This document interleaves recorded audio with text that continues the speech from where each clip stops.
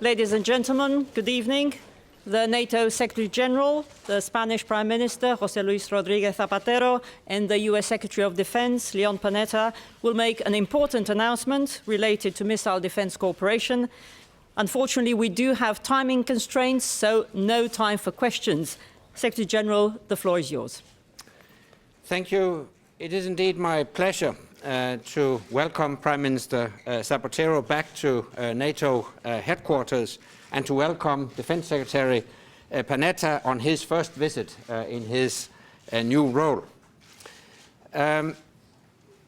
Today, Spain and the United States have agreed to port US ships in Spain in support of NATO's missile defense system. This announcement reflects the commitment of both countries to our alliance and to transatlantic security cooperation.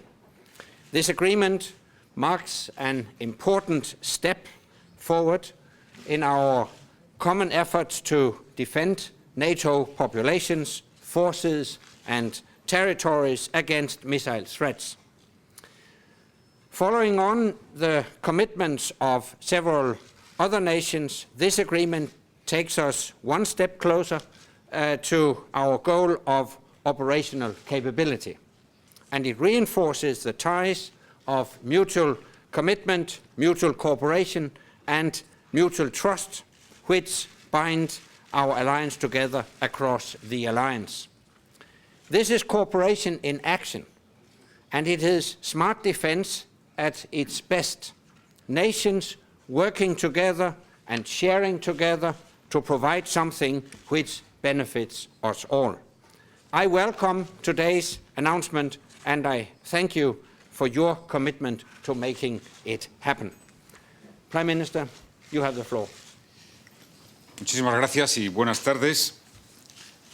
Deseo en primer lugar expresar mi satisfacción por estar aquí en Bruselas, en la sede de la OTAN, con el secretario general, con Anders Rasmussen, con el que me une una buena relación y una buena amistad. Y también, por supuesto, con el secretario de Estado de Defensa norteamericano, con el señor Panetta. Deseo, antes de entrar a valorar el acuerdo, hacer una referencia al Consejo Atlántico que se acaba de celebrar aquí en Bruselas. Un Consejo Atlántico que supone un paso adelante en el camino que nos marcamos hace menos de un año en la cumbre de Lisboa para que la OTAN fuera una alianza más efectiva, implicada y eficiente que nunca, como dijo el secretario general Rasmussen. En aquella cumbre de Lisboa se tomaron decisiones de enorme trascendencia, como el nuevo concepto estratégico para los desafíos del siglo XXI o el establecimiento de una estructura de mando más flexible, ligera y mejorada.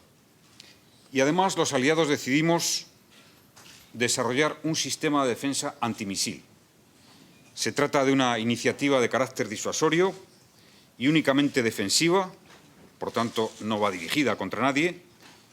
Con ella la alianza busca asegurar la protección de todo el territorio europeo y de sus ciudadanos contra la creciente amenaza de la proliferación de misiles en los estados que no respetan la normativa internacional. Como recordarán, como consecuencia de la nueva estructura que se puso en marcha en Lisboa, España obtuvo una instalación de gran importancia dentro de la estructura de mando y control de la OTAN, el Centro de Operaciones Aéreas Combinadas en Torrejón de Ardoz. Este centro, junto con el que está situado en la localidad alemana de Wedding, va a formar parte del sistema de mando y control aéreo en el que se integrará la defensa antimisil que la Alianza va a poner en marcha. Junto a este componente terrestre del nuevo sistema de defensa aérea, puedo informarles que España también va a servir de apoyo decisivo, a partir de 2013, a una parte importante del elemento naval del sistema. En los últimos meses se han venido estudiando y hemos venido dialogando con la OTAN, con los Estados Unidos, sobre las posibilidades que ofrecía España, y en concreto la base de Rota, para ser sede de esta aportación decisiva del sistema naval de defensa en el marco del misil, en el marco de la defensa antimisiles. Y España va a acoger este componente del sistema debido a su posición geoestratégica y por su condición de puerta de entrada al Mediterráneo. En concreto, Estados Unidos va a desplegar como su contribución a la defensa antimisil de la OTAN un total de 4 buques dotados con el sistema Aegis que tendrá su base en Rota.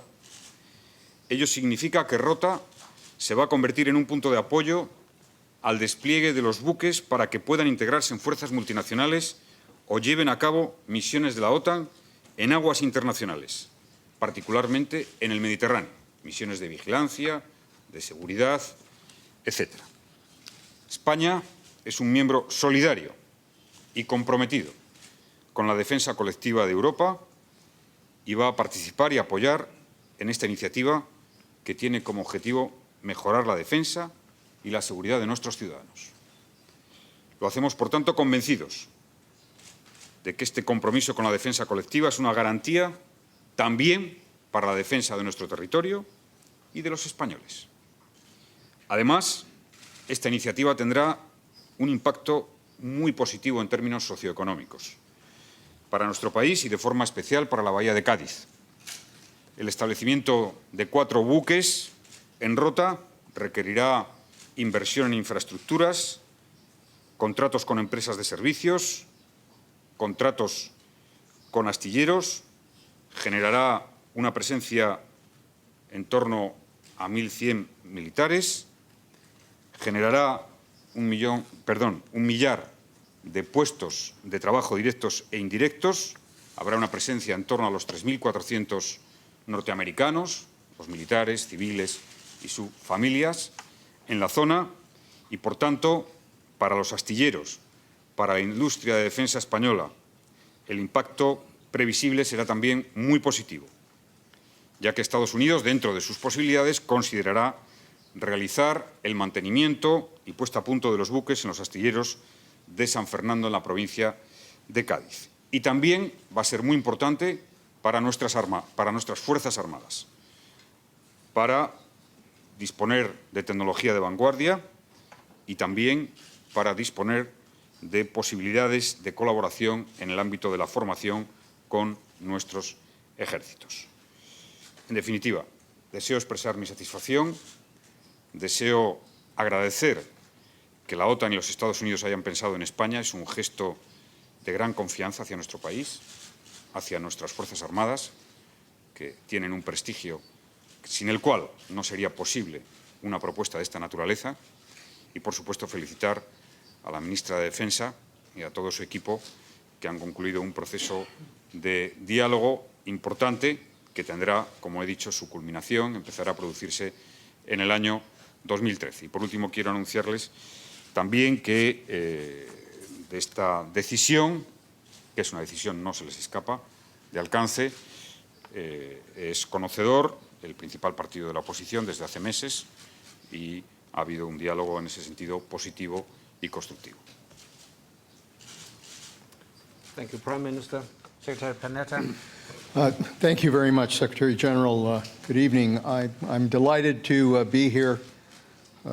My first meeting here with NATO as a Secretary of Defense, but I'm particularly delighted to be here alongside President Zapatero and Secretary General Rasmussen to join them in announcing this very important agreement that will station United States Aegis ships at Rota Naval Base in Spain. I'd like to thank President Zapatero for making the trip to Brussels in order to make this important announcement. The American people greatly appreciate his work and his efforts to help forge a deeper bilateral security relationship between our two nations and his strong support for the NATO alliance. Today, that security partnership takes a major step in the right direction. With 4 Aegis ships at Rota, the alliance is significantly boosting combined naval capabilities in the Mediterranean and enhancing our ability to ensure the security of this vital region. This relocation of assets takes place as part of the United States' ongoing effort to better position forces and defensive capabilities in coordination with our European allies and partners. This announcement should send a very strong signal that the United States is still continuing to invest in this alliance and that we are committed to our defense relationship with Europe, even as we face growing budget constraints at home. This is too important not to continue to invest in this partnership. In this challenging fiscal environment, partnerships like NATO are even more essential to protecting our common interests. Our work together to boost NATO's naval presence in this critical region will help us to better achieve the goal of safety and security for all member states. These ships will also support NATO's critical efforts to build effective missile defense. Alongside important agreements that were recently concluded with Romania, Poland, and Turkey, Spain's decision represents a critical step in implementing the European phased adaptive approach, as our leaders agreed to in Lisbon. For its part, the United States is fully committed to building a missile defense capability for the full coverage and protection of all of our NATO European populations, their territories, and their forces against the growing threat posed by ballistic missiles.